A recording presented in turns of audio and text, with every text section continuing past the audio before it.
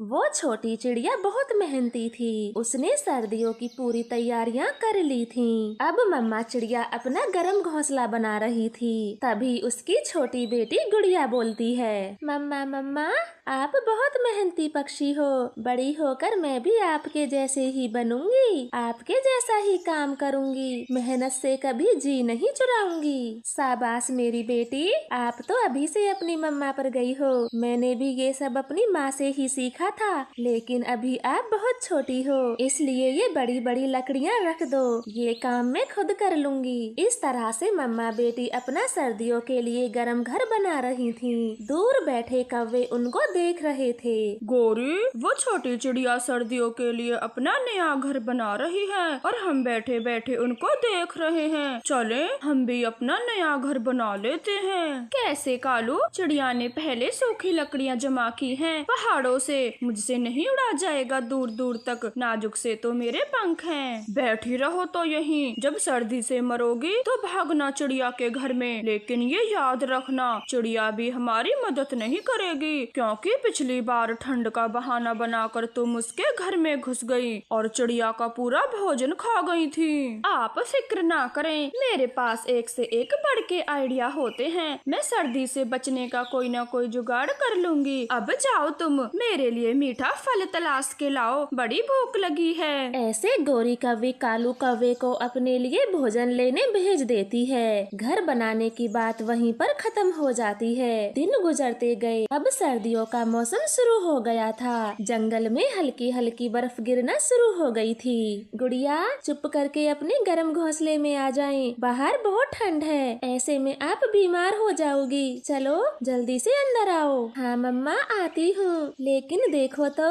ये बर्फ देखने में कितनी सुंदर लग रही है, बिल्कुल सफेद रुई जैसी। हाँ बेटी आप जल्दी से आ जाएं, वरना मैं दरवाजा बंद कर दूंगी, फिर रहना सारी रात बर्फ में खेलते। फिर गुड़िया अपने घर के अंदर चली जाती है और गोरी तो अपने पुराने टूटे घोंसले में बैठी हुई थी। उसे बहुत ठंड भी लग रही थी। गौरी अब करो कोई जुगाड़, जब तो बड़ी बोल रही थी। अब सर्दी कितने दिनों से है, करो कोई जुगाड़।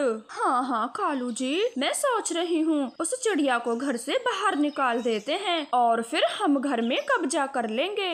मगर कैसे? चिड़िया पागल नहीं है जो अपना मेहनत से बनाया हुआ घर हमारे लिए छोड़ के चली जाए। बस कालू, कुछ दिनों के लिए चिड़िया और उसकी बेटी को घर से कहीं दूर भेज देते हैं, फिर उसके बाद घर भी हमारा और चिड़िया का जमा किया हुआ भोजन भी। तुम देखो मैं कैसे चिड़िया को भगा के आती हूँ। इतना बोलकर गोरी कौवी उड़ती हुई चिड़िया के घर का दरवाजा खटखटाती है। चिड़िया बहन जल्दी से दरवाजा खोलें। क्या बात है गोरी, तुम मेरे दरवाजे को तोड़ने पर क्यों तुली हो?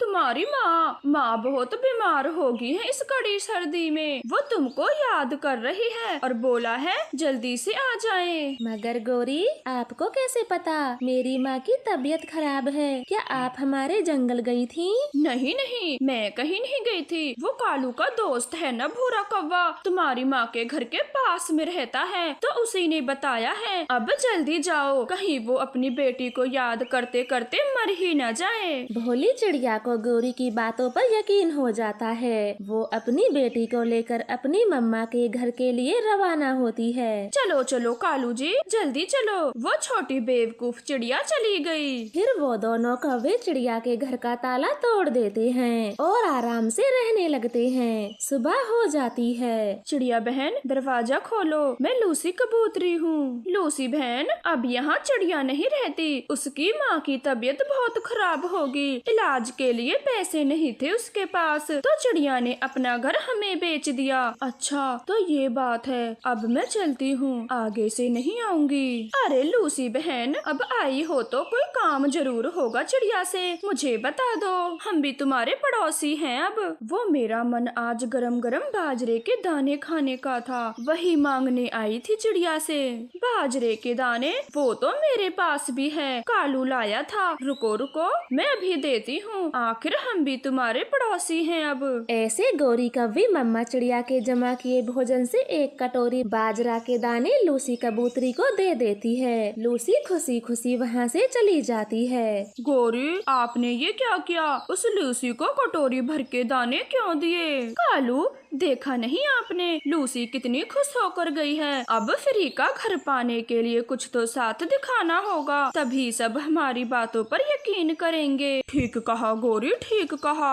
वो चिड़िया भी किसी दिन आती ही होगी। माँ, अब आपकी तबीयत कैसी है? मुझे क्या होगा, मैं तो ठीक हूँ। पर इतनी सर्दी में तू परेशान क्यों हुई? कोई बात नहीं माँ, अब हम आगे हैं, आपकी खूब देखभाल करेंगे। आपको जो भी चाहिए मुझसे कहो, मैं ला कर दूंगी। इस तरह से रानो 2-3 दिन अपनी मम्मा के घर में ही रुक जाती है। इधर कौवों ने भी चिड़िया के घर को अपना बना लिया था। फिर एक शाम रानो चिड़िया अपने घर आती है। मम्मा, हम तो ताला लगा कर गए थे, हमारा ताला कौन ले गया? किसी चोर ने चुरा लिया होगा। अब चलें घर के अंदर, पता नहीं वो चोर ना जाने क्या क्या चुरा के ले गया होगा। फिर दोनों माँ बेटी घर के अंदर चली जाती हैं। वो कालू और गौरी को देखकर चौंक जाती हैं। वो दोनों उनके घोंसले में आराम से बैठे थे। कालू, गौरी, तुम दोनों ने मेरे घर का ताला तोड़ा और मुझसे झूठ भी बोला। मेरी माँ की तबीयत एकदम ठीक है, अब मैं आ गई हूँ, बाहर निकलो मेरे घर से। छोटी चिड़िया, होश में तो होना, आपने ये घर हमें कब का बेच दिया है, भर भर के दाम दिए हैं मैंने। अब चल तू भाग मेरे घर से। गौरी, ये कैसी बातें करती हो? भला मैं अपना घर तुम्हें क्यों बेचूंगी? मुझे सर्दी में मरना थोड़े है। चलो मेरे घर को जल्दी से खाली करो, वरना मैं शोर मचाऊंगी। ऐसे दोनों में बहस होने लगती है। उन दोनों की बातें सुनकर पड़ोसी पक्षी अपने घरों से बाहर आते हैं। क्या बात है, आप दोनों ऐसे क्यों लड़ रहे हो? कबूतर भैया, इन्होंने मुझे अपने ही घर से बाहर निकाल दिया और अब बोल रहे हैं मैं यहाँ से चली जाऊँ। कालू, गौरी, चिड़िया एकदम सच बोल रही है, ये उसी का घर है। कबूतर, पहले पूरी बात को सुन लो। हाँ, ये घर चिड़िया ने ही बनाया था, लेकिन कुछ दिन पहले चिड़िया हमें ये घर बेचकर अपनी माँ के घर चली गई थी। मेरा यकीन नहीं है तो पूछ लो, ये अब तक कहाँ थी। हाँ दोस्तों, पूछो इस चिड़िया से ये अब तक कहाँ थी। यकीन नहीं है तो अपनी पत्नी लूसी से पूछो। हाँ कबूतर जी, ये दोनों सच बोल रहे हैं, ये काफी दिन से इसी घर में हैं, मैंने देखा है। छी चिड़िया बहन, आपने घर को पहले बेच दिया और अब हथियाना चाहती हो, लेकिन कान खोल के सुन लो, अब ये घर कालू गौरी का है। चिड़िया, अब ये घर इन दोनों का है, चुप करके चले जाएं। ऐसे वो सब पक्षी अपने अपने घरों को चले जाते हैं। बेचारी चिड़िया तो ठंड के मौसम में बेघर हो जाती है, उसकी कोई बात नहीं सुनना चाहता था। चुप हो जाओ मम्मा, चुप हो जाओ, हम दूसरा घर बना लेंगे, आप रोए ना। बेटी गुड़िया, अब तो सूखी लकड़ी भी नहीं मिलेंगी, मैं घर कहाँ से बना पाऊंगी, अब तो सर्दी में ही जीना होगा। ऐसे बोलते हुए मम्मा चिड़िया अपनी बेटी को साथ लेकर जंगल से दूर निकल जाती है। वो उड़ते हुए एक सूखे ऊंचे पेड़ पर बैठ जाती है। मम्मा वो देखें, अब हम सर्दी में नहीं मरेंगे, इस सर्दी में हमें अपना घर मिल गया। कहाँ गुड़िया, मुझे तो कोई घर नहीं दिख रहा, आप किस घर की बात कर रही हो? मम्मा, वो ट्रेन का डब्बा काफी दिनों से वहीं रुका है, हम उसी में सुकून से रह सकते हैं, वहाँ पर कोई भी आता जाता नहीं है। फिर दोनों माँ बेटी उस ट्रेन के डिब्बे में चली जाती हैं। वो ट्रेन को ही अपने घर की तरह सजा लेती हैं और वहीं पर रहने लगती हैं। एक रात सब पक्षी अपने घरों में सोए हुए थे। उन्हें क्या पता था भयानक बारिश और तूफान आने वाला है। चारों तरफ तेज बारिश और ठंड का माहौल था।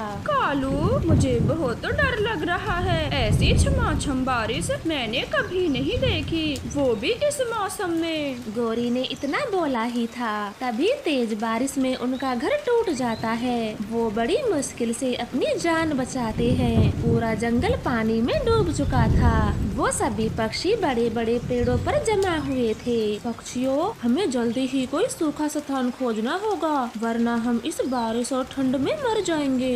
लेकिन कहाँ, पूरा जंगल तो डूब गया है, तबाही तबाही मची है चारों तरफ। दोस्तों, सब एक साथ रहना, हमें जंगल से बाहर निकलना होगा।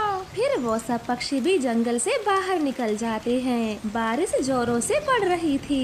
चिड़िया को वो सब बारिश में उड़ते हुए दिख जाते हैं। वो तुरंत ही सबको अपने ट्रेन घर में बुला लेती है। चिड़िया बहन, आपका बहुत बहुत शुक्रिया जो हमें अपने ट्रेन घर में बुला लिया, वरना आज हम सब पर कहर बीतता। कोई बात नहीं मिट्ठू तोते, आप सब मौसम साफ होने तक यहीं पर रुक सकते हो। मेरे पास भोजन भी जमा है, कोई भी भूखा नहीं मरेगा। चिड़िया की ऐसी बातें सुनकर कालू गौरी तो शर्म से मरे जा रहे थे। चिड़िया, हमें माफ कर दो, तुम्हारा दिल कितना बड़ा है, सब भूल जाती हो। हमने झूठ बोलकर आपका घर छीना, हम बहुत शर्मिंदा हैं, प्लीज हमें माफ कर दें। कोई बात नहीं गौरी, मगर आगे से कभी भी किसी के साथ ऐसा ना करना जैसा मेरे साथ किया। इस तरह से वो सब जंगल सूखने तक उसी ट्रेन घर में खुशी खुशी रहने लगते हैं। 2 दिन बाद कालू के बेटे जग्गू का जन्मदिन था। गौरी कौवी अपने पति कालू से कहती है, कालू जी,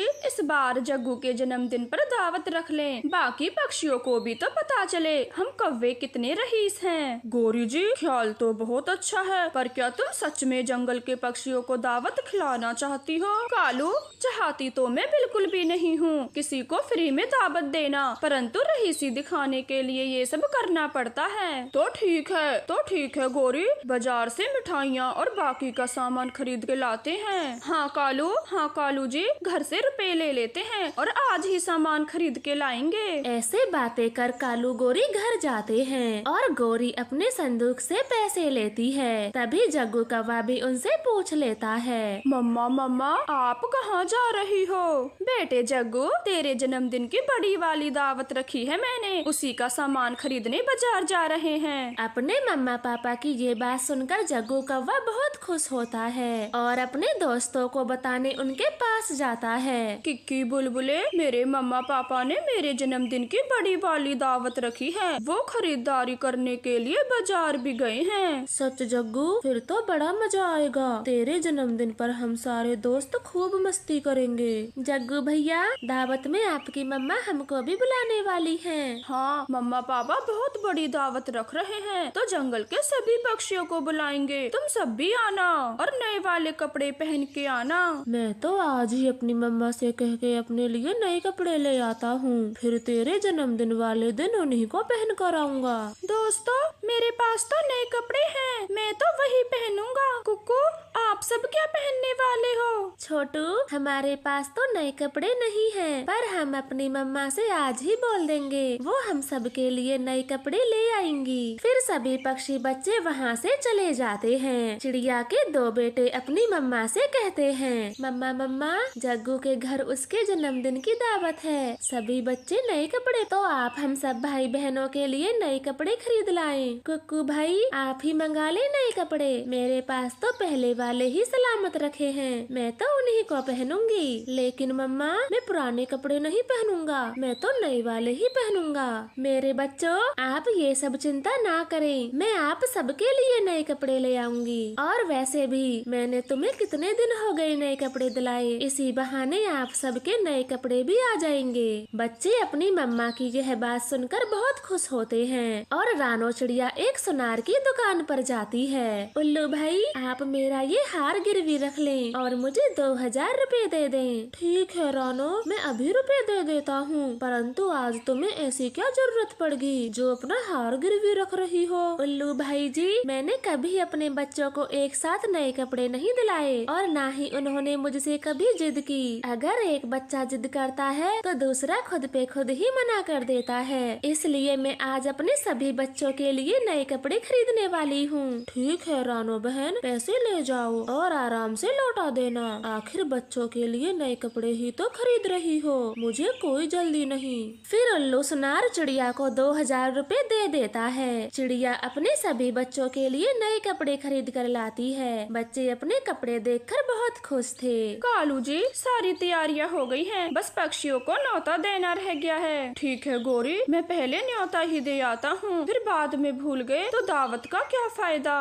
कालू, मैं आपको लिस्ट बना कर देती हूँ, जिन जिन पक्षियों का मैं नाम लिखूं उन्हीं पक्षियों के घर न्योता देना। फिर कालू कौवा गौरी की बनाई हुई लिस्ट लेकर चला जाता है। वो एक एक करके सभी पक्षियों के घर न्योता देता है। ठीक है कालू, कल हम खाना नहीं बनाएंगे, हरियाली दिवाली को लेकर तुम्हारे ही घर आ जाऊंगा। अरे गौरी जी ने सभी पक्षियों के नाम लिखे हैं लिस्ट में, परंतु रानो का नाम नहीं लिखा, शायद भूल गई होगी। मैं जाके गौरी से पूछता हूँ। ऐसे सोचकर कालू कौवा अपने घर चला जाता है और गौरी कौवी से पूछता है, कालू, मैं किसी रानो को नहीं भूली, बल्कि जानबूझकर उसका नाम लिस्ट में नहीं लिखा। परंतु क्यों गौरी, चिड़िया का नाम क्यों नहीं लिखा? कालू, उस छोटी चिड़िया के 5 बच्चे हैं, सारा केक मिठाई तो वही खा जाएंगे, इसलिए मैं उस चिड़िया को नहीं बुलाना चाहती। गौरी, ये तो गलत बात है, हम अपने एक पड़ोसी को ऐसे नहीं छोड़ सकते, उसे पता चलेगा तो कितना बुरा लगेगा।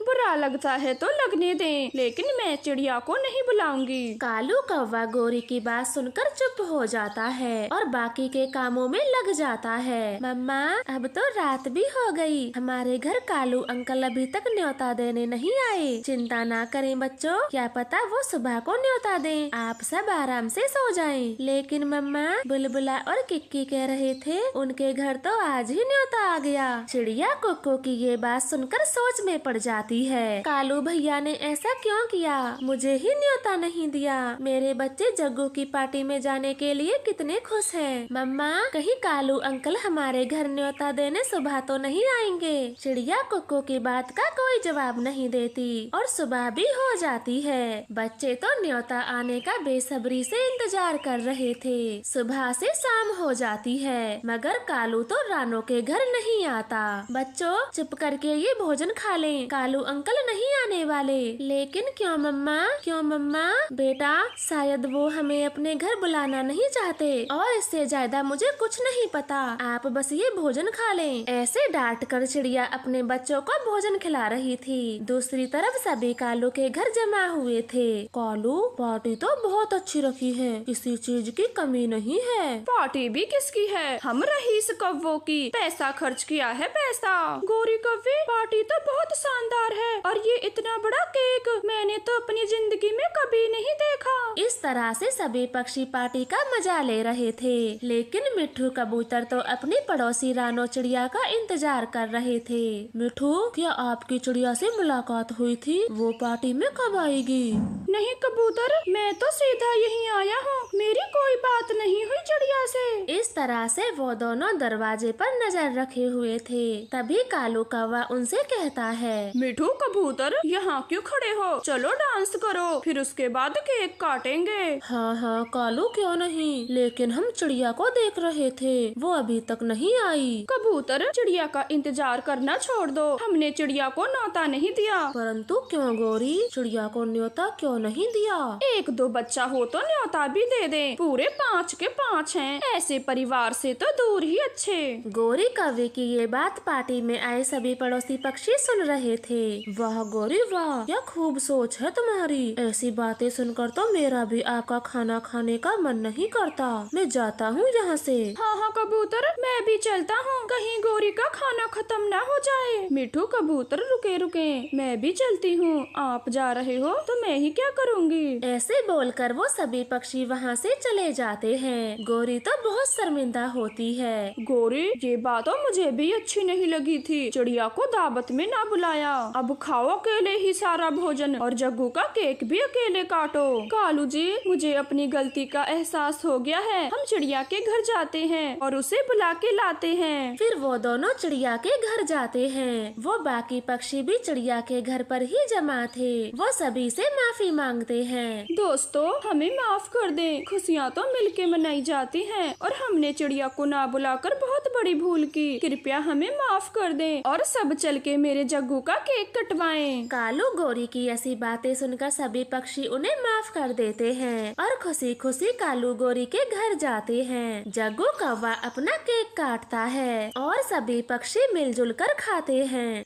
मूंगफली ले ले, गरम गरम मूंगफली ले ले, मूंगफली वाली सर्दियों में गरम गरम मूंगफली खाएं और मूंगफली खाकर अपनी सर्दी मिटाएं। रानो चिड़िया एक मेहनती चिड़िया थी। वो समय के साथ साथ खाने की चीजें बेचा करती। इस बार तो उसने मूंगफली की रेहड़ी लगाई थी। कालू, हम तो सोच ही रहे थे और ये चिड़िया मूंगफली लेकर आ भी गई। मर जाए ये चिड़िया, हमें तो कोई धंधा नहीं करने देती। आज मैं इसे अच्छा सबक सिखाऊंगा, जाता हूँ। ऐसे कहकर कालू कौवा गुस्से में अपनी लाठी उठाता है और चिड़िया की रेहड़ी पर चला जाता है। छोटी कमजोर चिड़िया, आज के बाद अगर तू मुझे मूंगफली बेचती दिखाई दी तो मैं तेरा सर फोड़ दूंगा। अभी के अभी भाग यहाँ से और कभी नजर न आना। कालू भैया, मैं इस ठेले पर काफी सालों से सामान बेचती हूँ। मैं ऐसे यहाँ से नहीं जाऊंगी, इससे मेरे बच्चों का गुजारा होता है। चिड़िया ने इतना बोला ही था, तभी कालू कौवा उसे एक लाठी मार देता है। एक बार का समझ नहीं आता तुझे, जाती है या एक और लगाऊं?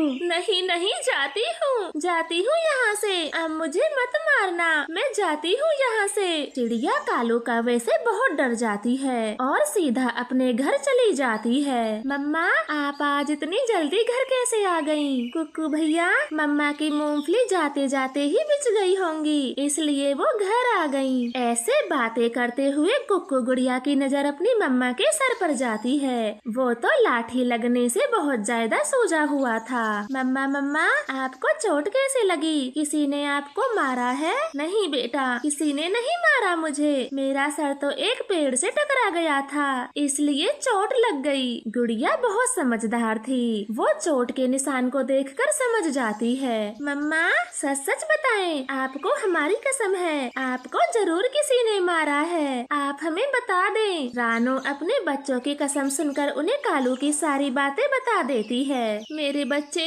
मैं कमजोर पक्षी हूँ और वो कौवे बहुत ताकतवर, इसलिए मुझ पे जुल्म करते हैं। मम्मा, अब मैं ऐसा नहीं होने दूंगा। मैं अब बड़ा हो रहा हूँ और उस कालू अंकल को आप पर हाथ उठाने की सजा दूंगा। मैं जा रहा हूँ। कुक्कू मेरे बच्चे, मैंने कब आपको बड़ों पर हाथ उठाना सिखाया है? चुप करके बैठे यहीं। वो मुझे सिर्फ मूंगफली बेचने का मना कर रहा था। मैं कुछ और सामान बेच लूंगी, मगर उन बुरे कौवों से झगड़ा नहीं करूंगी। ऐसे चिड़िया अपने बच्चों को समझाकर बाजार जाती है और सर्दियों के गरम कपड़े लाकर बेचना शुरू करती है। गरम कपड़े वाली, मोजे ले लो, बच्चों के मोजे ले लो, सिखाफ ले लो, पंखों के दस्ताने ले लो, मोजे ले लो। चिड़िया बहन, मेरे बेटे के लिए 2 जोड़े मोजे और एक सिखाफ दे दो। ये ले लूसी बहन, आपके मोजे और एक जोड़ा सिखाफ। ऐसे चिड़िया के कपड़े बेचने का काम भी अच्छा चल रहा था। वहीं सामने बैठे कौवे अपनी मूंगफलियाँ बेच रहे थे। मूंगफली ले ले, गरम गरम मूंगफली ले ले, मूंगफली ले ले, गरम गरम मूंगफली ले ले। ओए मिट्ठू, कहाँ जा रहा है? गरम गरम मूंगफली लेता जा बच्चों के लिए। नहीं गौरी, मेरे पास पैसे नहीं है, आपकी मूंगफलियाँ अगली बार लूंगा। तेरे पास कभी पैसे होते भी हैं या यूं ही बाजार में घूमता है? अब चल चल आगे बढ़, रेहड़ी के सामने मत खड़ा हो। रुकना भी कौन चाहता है, जाता हूँ। ऐसे बोलकर मिट्ठू आगे बढ़ता है और चिड़िया की दुकान पर रुक जाता है। आए मिट्ठू भैया, आपको क्या खरीदना है? रानो, मुझे हरियाली के लिए जर्सी और मोजे दे दो। कल उसे शाम ठंड लग गई थी, खामे खा बुलबुल से 300 रुपए की दवा लानी पड़ी। मिट्ठू भैया, ये जर्सी बहुत गर्म है, इसमें हरियाली को बिल्कुल भी ठंड नहीं लगेगी। और ये मोजे तो लेडीजों को बहुत पसंद आते हैं, आप ये वाले ही ले जाएं। ठीक है रानो, ठीक है, आप यही दे दें। फिर रानो मिट्ठू को गरम कपड़े दे देती है। मिट्ठू उसे 500 का नोट देकर चला जाता है। गौरी ये सब अपनी आँखों से मूर्ति बनी देख रही थी। कालू, इस चिड़िया की तो खूब बिक्री हो रही है। अभी अभी मरा मिट्ठू 500 का नोट देकर गया। हाँ, और हमारी अभी 200 रुपए की मूंगफली भी नहीं बिची। ये मनहूस मरी चिड़िया ना जाने कब मरेगी। कालू, सारे ग्राहक पहले गरम कपड़े खरीदते हैं और बाद में बचे कुचे 10-5 रुपए की मूंगफली। मैं तो कहती हूँ चिड़िया के गरम कपड़े बेचना भी बंद करा दो। हाँ गौरी, ठीक कहा आपने, कल सुबह सुबह ही चिड़िया की फिर से खबर लेता हूँ। ऐसे बातें कर वो अपने अपने घर चले जाते हैं। अगले दिन चिड़िया सुबह सुबह सुबह अपने गरम कपड़े लेकर आ जाती है। कालू कौवा भी लाठी लेकर उसका इंतजार कर रहा था। छोटी चिड़िया, तुम ये गरम कपड़े यहाँ नहीं बेचोगी, भागो भागो यहाँ से। कालू कौवे, आपकी परेशानी क्या है? मैं मूंगफली बेचूं तो आपको दिक्कत, और अब कपड़े बेच रही हूँ तो भी आपको परेशानी है। अब मैं अपने गरम कपड़े बेचना बंद नहीं करूँगी, आप चले जाएं यहाँ से। तेरी ये मजाल जो कालू को भगाए। अभी रुक, पिछले बार के डंडे की याद दिलाता हूँ तुझे। फिर कालू कौवा फिर से रानो चिड़िया पर वार करता है। वो तो लाठी मारे जा रहा था। रानो रोते हुए वहाँ से अपने कपड़े लेकर चली जाती है और दोनों कौवे खुशी खुशी अपनी मूंगफली बेचने आ जाते हैं। मम्मा, आपको उस बुरे कालू अंकल ने फिर से मारा। आप इतना जुल्म क्यों सहती हो मेरे बच्ची? और हम कर भी क्या सकते हैं? मुझे उस कालू कौवे से बहुत डर लगता है। लाठी से मारता है वो। दोनों बच्चे अपनी मम्मा की हालत पर बहुत दुखी थे और कालू कौवे को सबक सिखाने की योजना बनाते हैं और रात होते ही कालू के घर के बाहर छुप जाते हैं। गुड़िया बहन, घबराना मत, बस ये याद रखना, वो बुरे कौवे हमारी मम्मा को मारते हैं और जोर जोर से लाठी चलाते जाना। मैं भी खूब पिटाई करूँगा आज उनकी। ऐसे दोनों बच्चे गुस्से में पेड़ पर छुपे बैठे थे। कालू गोरी रात होते ही अपने घर आते हैं। अभी गुड़िया कुक्कू उन पर हमला करते हैं। वो उन्हें खूब मार लगाते हैं। आखिर अपनी मम्मा का बदला जो ले रहे थे। गुड़िया, मारे, इतना मारे ये दोबारा से हमारी मम्मा को मारना भूल जाएं। कुक्कू भैया, आप भी मत छोड़ना ही है, ये हमारी मम्मा को बहुत रुलाते हैं। कुक्कू गुड़िया, रुक जाओ, आज के बाद मैं तुम्हारी मम्मा को कभी नहीं मारूंगा, प्लीज मत मारो। गुड़िया बेटी, मैं आपकी आंटी हूँ, मुझे क्यों मार रही हो? और मैंने थोड़ी ना आपकी मम्मा को मारा है, और आज के बाद इस कालू को भी नहीं मारने दूंगी। तुम दोनों रुक जाओ। ऐसे दोनों बच्चे गहरी सांस लेते हैं और रुक जाते हैं। कालू गोरी तो बुरी तरह से घायल हो चुके थे। कालू अंकल, आज के बाद हमारी मम्मा को कभी मत मारना। जब हमारी मम्मा रोती है हमें बहुत बुरा लगता है। हमारी मम्मा बहुत अच्छी है, कभी किसी को दुख नहीं पहुंचाती, और आप उन्हें बेवजह मारते हो। ठीक है चिड़िया के बच्चे, अब तुम जवान हो गए हो। मैं तुम्हारी मम्मा को कभी नहीं मारूंगा। हाँ बच्चों, हम कभी उसे सामान बेचने से भी नहीं रोकेंगे। अब हमें माफ कर दें और जाएं यहाँ से। ऐसे दोनों बच्चे अपने घर चले जाते हैं। कालू गोरी तो मार खाकर बहुत डर गए थे। आज कालू गोरी को पता चल गया था चिड़िया अब अकेली नहीं है, उसके दोनों बच्चे बड़े हो गए हैं। कालू अब चिड़िया के बच्चे नहीं रहे, कैसे हमारी धुनाई करके चले गए। हाँ गोरी, अब तो मैं भी चिड़िया से दूर रहूंगा, उसके आसपास भी नहीं भटकूंगा। कालू गोरी को अच्छा सबक मिलता है। वो तो अगली सुबह रानो के घर जाते हैं। रानो, आप आज से ही वही कपड़े बेचें, मैं कुछ नहीं कहूँगा। ये बोलकर कालू कौवा वहाँ से चला जाता है। रानो तो गहरी सोच में थी। गुड़िया कुक्कू, कौवों को किसी ने मार लगा दी, पर जिसने भी ये किया है बहुत अच्छा किया, लगता है अब ये सुधर गए। ऐसे बातें कर रानो अपने कपड़ों का रेहड़ी भी वहीं पर लगाती है और खूब सारे कपड़े बेचती है। कालू गोरी तो उससे बहुत दूर अपनी मूंगफली का ठेला लगाते थे।